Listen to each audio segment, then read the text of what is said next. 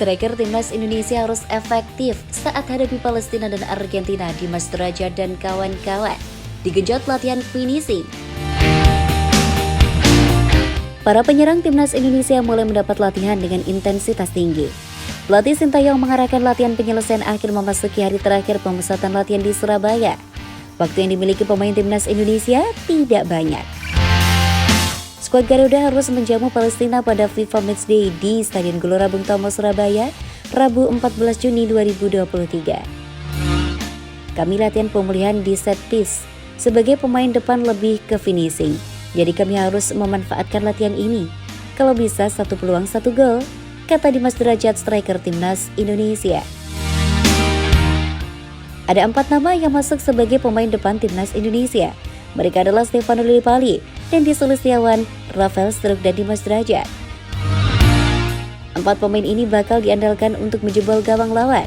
Skuad arahan Sintayong itu menggunakan 2 lapangan untuk latihan selama di Surabaya, yakni lapangan Tor dan Stadion Gelora Bung Tomo. Hanya saja para pemain timnas Indonesia mengeluhkan cuaca panas di Surabaya. Itu sudah menjadi rahasia umum bahwa ibu kota Provinsi Jawa Timur itu memaksa pemain beradaptasi cukup ekstra terhadap cuaca. Lapangan di sini bagus, Piala Dunia kemarin tidak jadi kami yang pakai. Banyak anak-anak datang nonton latihan. Saya sebagai pemain, semoga bisa memberikan yang terbaik dan semoga bisa meraih hasil yang baik, imbuh Dimas Derajat. Timnas Indonesia melakoni agenda TC di Surabaya sejak Senin 6 Juni 2023. Mereka bakal menghadapi tantangan yang tak mudah di FIFA Matchday. Menjamu 2 tim dengan peringkat FIFA yang jauh lebih tinggi. Timnas Indonesia kini menduduki peringkat ke-149. Palestina masuk 100 besar dengan berada di posisi 93. Sedangkan Argentina yang berstatus kampiun Piala Dunia 2022 ada di posisi teratas. Setelah melawan Palestina, skuad Garuda bakal menghadapi sang juara dunia Argentina di Stadion Gelora Bung Karno, Jakarta, Senin 19 Juni 2023. Persiapan kami bagus semua, satu persatu kami datang, semoga chemistry kami bisa lebih bagus untuk meratap laga melawan Palestina. Saya alhamdulillah lebih baik, kemarin ada sedikit masalah di lutut, sekarang lebih baik, ucapnya.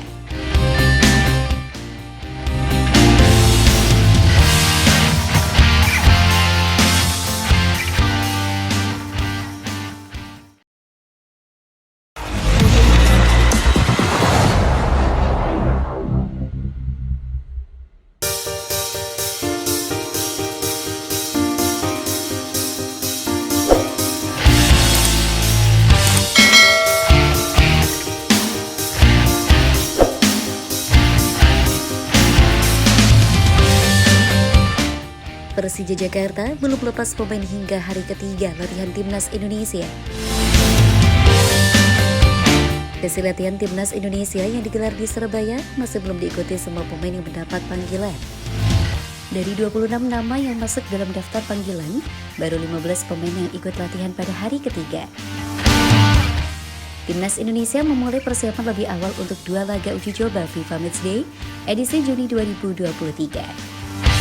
Skuad Garuda berkumpul di Surabaya dan memulai latihan pada 5 Juni yang lalu. Latihan perdana timnas Indonesia digelar dengan kondisi yang miris, sebab dari 26 pemain hanya 8 nama yang hadir. Salah satu pemain yang hadir adalah Sandy Walsh yang datang dari Belgia. Jumlah pemain yang ikut latihan terus bertambah, namun hingga hari ketiga pada Rabu 7 Juni 2023 masih banyak pemain yang absen. Pemain-pemain yang membela klub lokal mayoritas telah melepas pemainnya untuk berlatih bersama timnas Indonesia. Namun Persija Jakarta belum melepas 2 pemain mereka yang dipanggil ke timnas Indonesia untuk ambil bagian latihan.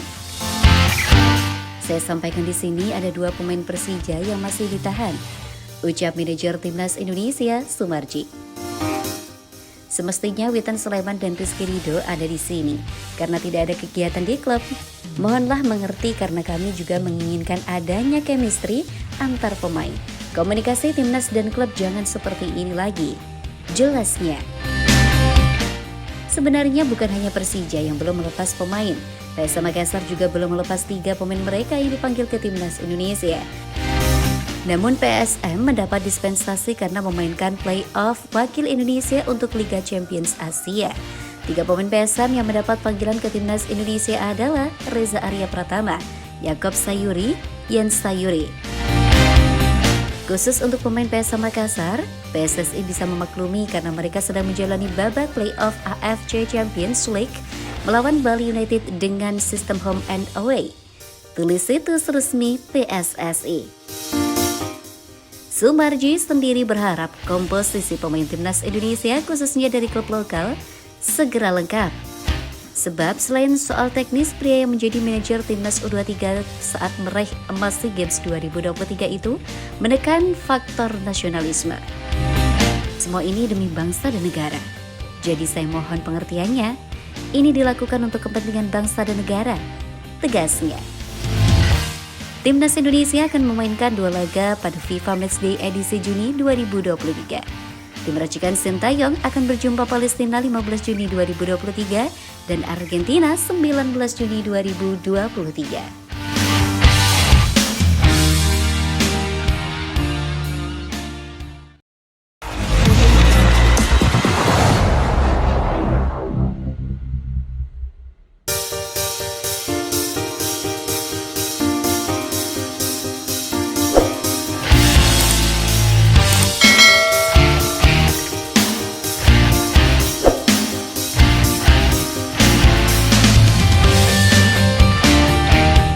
Cedera, Sandy Walsh terancam gagal debut bersama Timnas Indonesia di Surabaya. Timnas Indonesia akan menghadapi Palestina di Stadion Gelora Bung Tomo, GBT, Surabaya, 14 Juni 2023. Laga FIFA Matchday ini sejatinya akan menjadi laga debut pemain naturalisasi, Sandy Walsh.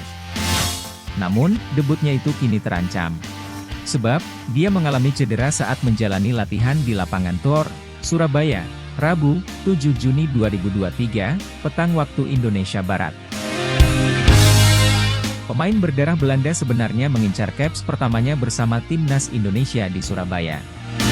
Kota pahlawan merupakan tempat yang sangat berarti baginya dan keluarga. Sang kakek berasal dari Surabaya. Jadi, menjalani debut di kampung halaman leluhurnya akan sangat spesial untuknya. Dia tidak sabar menunggu laga ini, dan itu ditunjukkannya dengan berlatih serius. Namun, sayang, dia mengalami cedera. Dalam sesi mini game, pemain berusia 28 tahun itu tiba-tiba terlihat kesakitan. Setelah dicek dokter Timnas Indonesia, bagian bawah lutut kanannya harus dibebat menggunakan es. Ia pun langsung meninggalkan rekan-rekannya yang lain, dan berjalan menuju ke dalam bus pemain. Sayangnya, ia tak bisa langsung beristirahat. Sejumlah penggemar yang sudah menunggunya terus meminta pemain asal klub Cafe Mechelen itu untuk foto bersama. Sejauh ini, belum ada keterangan resmi dari dokter tim, jajaran kepelatihan maupun manajer Timnas Indonesia. Namun, melihatnya terpincang-pincang jelas ini bukan pertanda yang baik. Seperti dilansir laman Transfermarkt, Sandy Walsh mengalami 3 cedera dalam 2 tahun terakhir. Dari catatan tersebut, diketahui bila ia mengalami cedera yang berbeda-beda. Cedera pertama yang dideritanya adalah gangguan aduktor, yang memaksanya absen dalam 2 laga pada Maret 2022. Setelah itu, ia mengalami fraktur tulang selangka pada Mei 2022, yang membuatnya absen nyaris selama 2 bulan. Terkini, ia mengalami cedera pelvik pada Februari 2023, yang memaksanya absen lebih dari 2 bulan. Cedera ini pula yang memaksanya absen dari Timnas Indonesia pasca menyandang status warga negara Indonesia, WNI.